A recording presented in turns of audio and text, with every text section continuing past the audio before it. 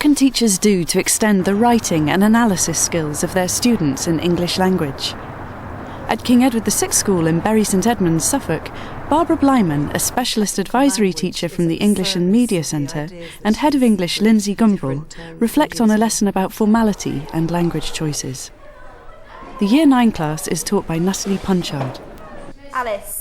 Simon. Today I'm planning to teach a lesson to Year 9 students, thinking particularly about informality and formality of language.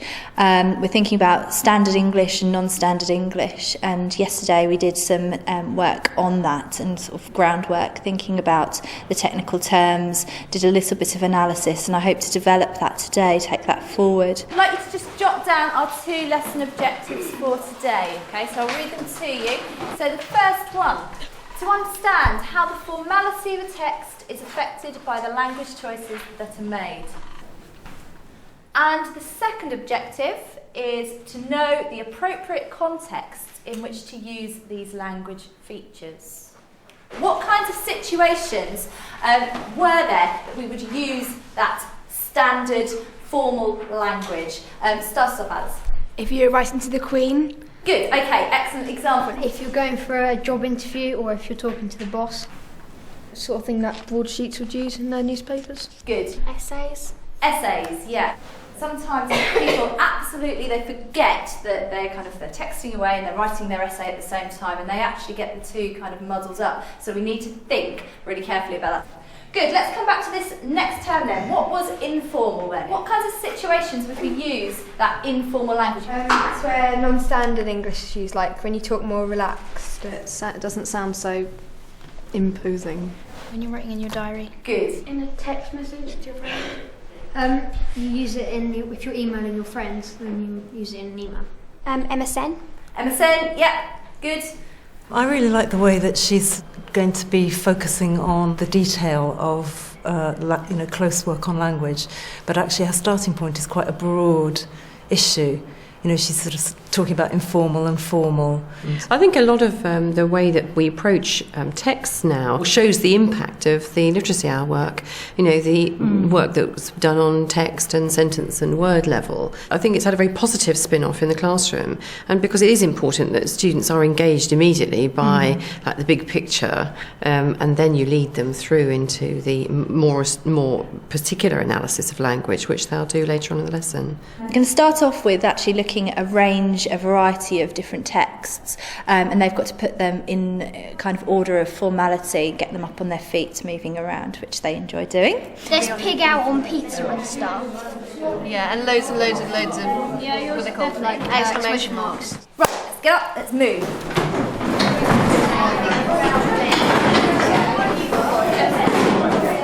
She's saying things like she's got bundles of cash. All right, turn around, show me the text so I can see what we've got. Okay, let's deal with the extremes first of all. Why did you choose to stand there? It's a simple text message, it's going to be fast, easier, and you have a lot more time without using standard English. Good. Because it takes longer and you have to pay more.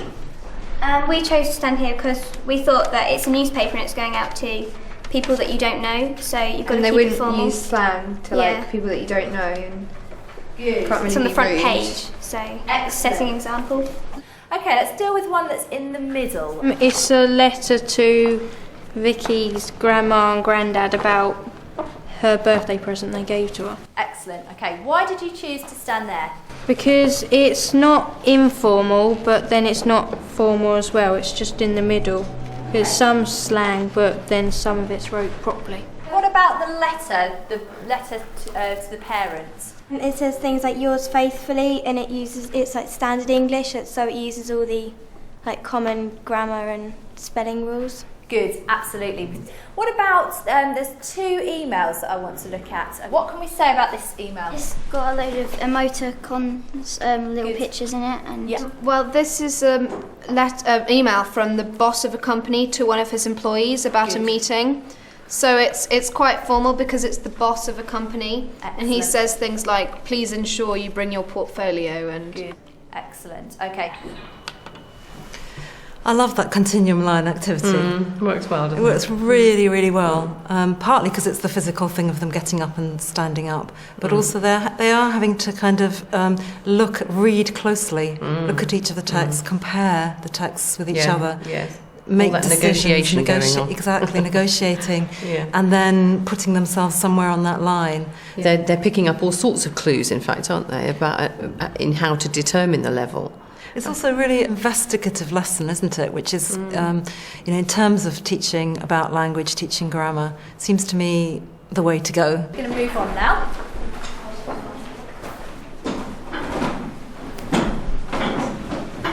All right, we're actually going to deal with the email, which was fairly chatty, that we said was right down here on the informal side. We're going to actually be thinking about analysing the language used in the email. The way in which you're going to do it is you're going to set it out in a table format. Now, there are 3 ways you can do this. It's a mixed ability class, so they're actually there's kind of a low-level sheet where they're actually only just cutting and sticking, matching the examples and the analysis. The second level is they're given the features that I'm expecting them to find, then they're actually going to look for the examples and do the analysis themselves. And then the final thing is they actually find the high ability students are actually going to look for the features themselves, identify the features themselves using the vocabulary that we did yesterday. Talk about it with your neighbour, don't need to be just silent. I think you use that because she wants to make her point really clear. Yeah, they've missed the G of nothing. Look, send me a text. TXT. Yeah. 2 more minutes. No use of capital letters, that's all the way through. Yeah. What I want you to do is to look down your list, and I would like you to pick 2 that you think show that this is a really informal email. Overuse of punctuation. Using number homophones and short words like bout. No use of capital letters. Also missing out vowels in words. Super. Okay, excellent. It's really well judged, that, isn't it, in terms of offering that range of different levels at which students can pitch in. A lot of us have become very accustomed to delivering lessons at 3 levels, but maintaining the overall focus of the lesson, of course, and students all then feel that they've got something very valuable to give. At this point now, they really are looking very, very closely at the detail of language, but I think, as we said earlier, it's kind of from a broader perspective. They've got the taster, haven't they, in the continuum line, of a whole range of different ways that informal and formal language can be used, and then to be able to sort of cut it up or write about it or dissect it, you've got that tremendous engagement there at all levels in the class.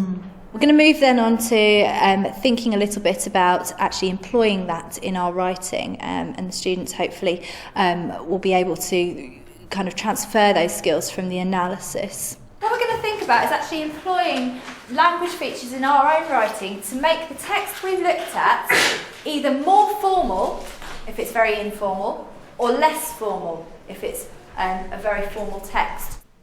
So, my formal text was this, first of all. Okay, this is what I started off with.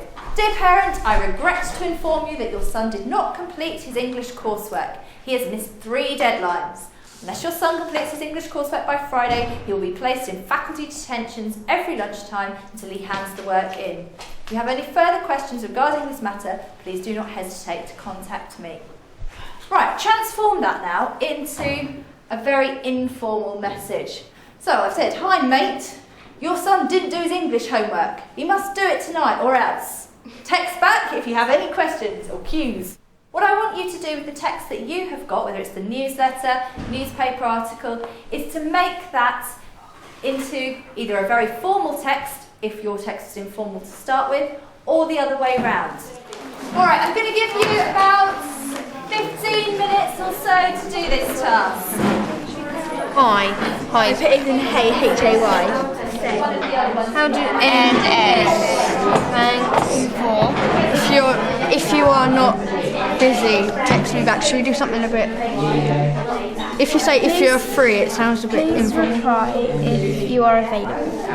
Do you put 9 p.m. and 9 o'clock? I keep doing punctuation. It's really irritating.